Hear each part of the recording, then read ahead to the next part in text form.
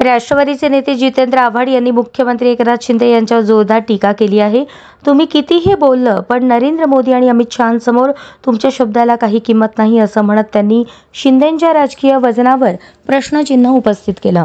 दिल्ली दरबारी उपमुख्यमंत्री शिंदे यांना केवळ चेहरा दाखवण्यासाठी वापरलं जातं असा आरोप करत आव्हाडांनी शिंदेंच्या स्वाभिमानावर घणाघात केला.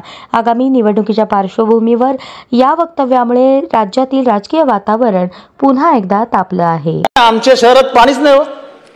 आयुक्त बैठक घेतील, सगळे मार्गी लावतील, 1% प्रश्न मार्गी लागलेला नाही. अख्खं शहर अनधिकृत बांधकामाच्या विळख्याने वेढलं गेलंय. माझी उपमुख्यमंत्री महोदयांना विनंती आहे, तुमचं शहर आहे, या शहराने तुम्हाला मुख्यमंत्री पदापर्यंत पोहोचवलं. आपलं वजन आहे. आज अमित शहा असोत, अमित शहा साहेब असोत, नरेंद्र मोदी साहेब असो, आपल्या शब्दाला किंमत आहे.